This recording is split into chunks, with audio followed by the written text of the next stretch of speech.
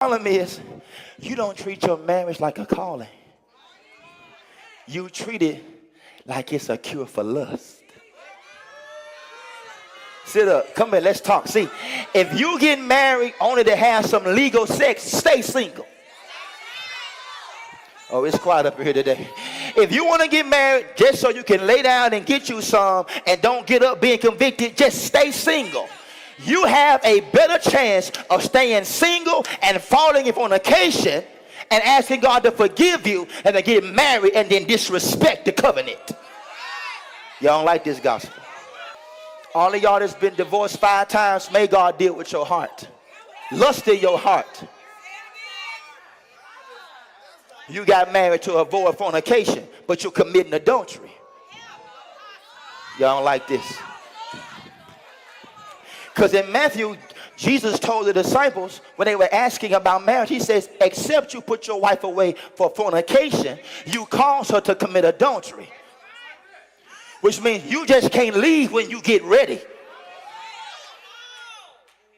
Trying to please your flesh, you just can't leave when you get ready.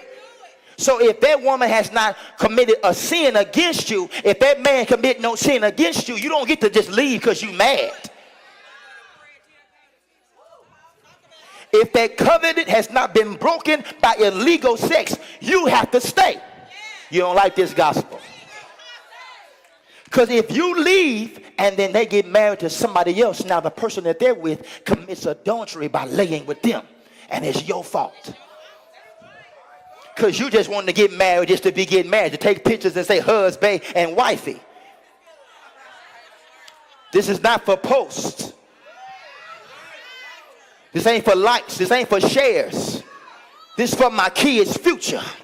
So my son won't be a baby daddy. This for so my daughter won't be a baby mama. This for my future. This ain't for no sex. What happens if you get married and then something physically, God forbid, goes wrong and you can't have no more sex? Oh, you ready to leave now, ain't you? Because you just a sex maniac. You need sex, not a spouse. Sit. Sit. Sit. Covenant breaking spirits will have you just hopping from place to place, bed to bed, looking for happiness. Because you think marriage is meant to make you happy. Marriage is meant to make you holy. Okay. Marriage is not to make you happy, it's to make you holy. It is to perfect your walk with God. When you get married, God has said, now you get ready to know what it really feels like to be a disciple. Yeah, because once I give you a spouse, I'm giving you a full-length mirror to see yourself. You think that all the problems is your husband or your wife. No, God's letting you see you in human form. Your spouse is a full-length mirror. God said, let me go and show you what's really in your heart. Because you've been faking it at church with them people at church. On Sunday, you put your smile on it. Hey, y'all, more grace. But let's get home and see what your attitude really like. Yeah. You pretend forgive at the church. Oh, but let's see what happens when you mad with your husband. And hallelujah to my God. And now you have to forgive in real time because we live together. So I can't escape you and I can't dodge you. I can't just go on this side because you on that side. No. We got to deal with our issues in real time. It's called to make you holy. To teach you how to forgive. To teach you how to humble yourself. To teach you how to submit when you don't want to. Okay, y'all don't want to have no church with me. To teach you how to submit when you don't feel like it. To teach you how to keep doing what your office and your role demands you to do, even when your spouse has made you mad. What is God teaching you? I'm showing you how I love you. I love you unconditionally. You've been unfaithful to me. You made me mad, broke my love, but I never stopped loving you. So if you're going to be like me, feel what I feel. Sit. So watch me. It's meant to make you holy. So you go 2 weeks and ain't spend no time with God. But your spouse don't touch you for 2 hours and you pissed off. Okay. Your spouse, somebody that's not born yet, is depending on your choices. So when you're laying in random beds, you're affecting the future. Y'all are quiet. When you getting drunk to numb your pain, you are affecting the future. Y'all are quiet. When you rolling blunts trying to deal with your grief, you are affecting the future. Y'all are quiet up here today.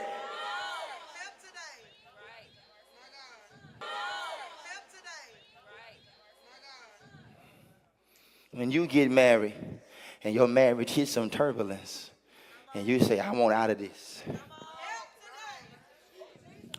I want out. I want a divorce. I want out. You're affecting the future. You don't realize you probably come from a covenant breaking spirit in your family anyway.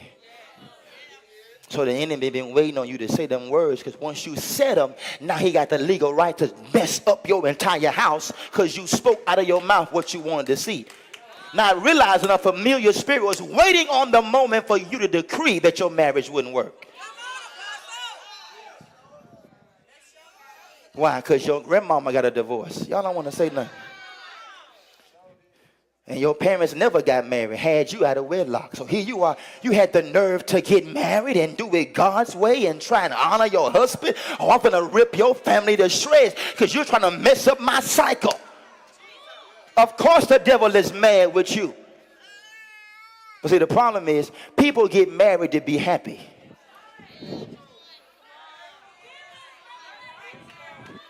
People get married to be happy.